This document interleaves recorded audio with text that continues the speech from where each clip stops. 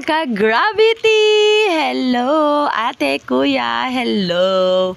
Ayan, ito yung Christmas tree ko na ginawa ko nung December. Tapos, I think it's about time to, ligpit na. Kasi tapos na yung, yung celebration. Kaya, ito, pinapakita ko lang sa inyo. Ito yung purple Christmas tree ko kasi favorite ko kasi yung purple Christmas tree. Kaya, yan. Tapos, meron pang isa, ito white. So, dalawang Christmas tree ang nailagay ko dito outdoor. So, ngayon, time na para magligpit.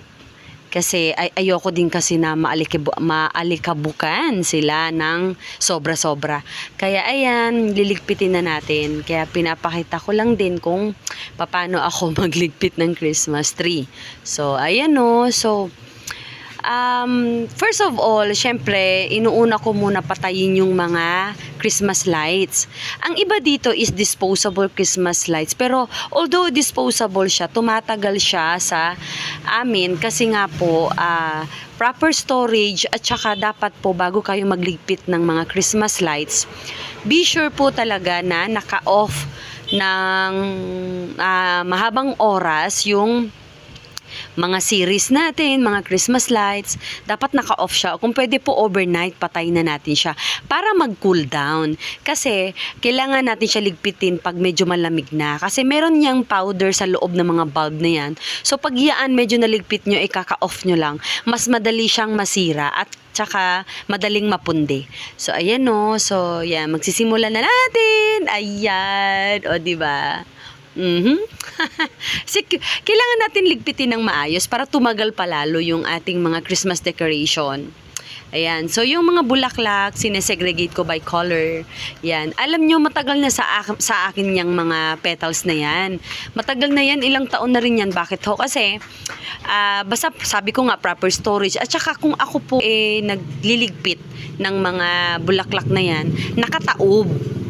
So, ibig sabihin, hindi siya nakatiwangwang, nakataob siya para hindi ma-fold yung mga petals. So, syempre, i-separate ko lang, ato lang na siyang i-segregate, o, diba? Ato lang na siyang i-keep by color, o, kana. Grupo-grupo lang na sila diha. So, yan, inani lang ko mag-keep og Christmas decoration para magdugay ba siya ba? Para tumagal siya, yan, mga ka-gravity. O, diba? Ito naalala ko lang yung dati nung bata ako sa Zamboanga. Yung mga lolo't lola ko, mga tito-tita ko, yun nakikita ko sila na nagde-decorate sila sa buong bahay namin talaga. Even sa mga bilin sa labas, nagde-decorate sila. So, parang naging tradisyon na rin na natulong-tulong sa pag-decorate. Ngayon naman sa pagligpit naman. Pero ngayon, at ito, ako lang mag-isa kasi ako nga lang naman ang naglagay ng Christmas tree na to. So, ako lang din ang liligpit. O, diba, mga ate, grabe, diba? Kaya kayo mga ka-gravity, ligpitin nyo na yung mga Christmas tree ninyo, mga Christmas decors, para mas lalo pa siyang tumagal. At saka, hindi siya maalikabukan. Kasi pag naalikabukan na yan, although madali lang naman talaga siya linisin, madali lang talaga siya labhan. Kaya nga, nylon ng Christmas tree ang ginamit namin. Yan, ito yung mga gold leaves, yung mga iba't ibang kulay. May pink, light pink, may mint green, may blue, may gold. Ayan, so, yan. Ito naman yung mga, mga ribbon-ribbon. Ayan. Ito yung mga leaves yan. Kinukuhanan ko na siya. So, ayan o. O, dahan-dahan lang para hindi natin masira yung ibang decors. Yan. O, diba? Yan yung ribbon. Yan. Dalawang klase ng ribbon yung ginamit. Yung merong alambre sa loob. Ito talaga, pag niligpit nyo yung ribbon na yan, kailangan nyo talaga na i-rolyo din siya para hindi masira yung alambre sa loob.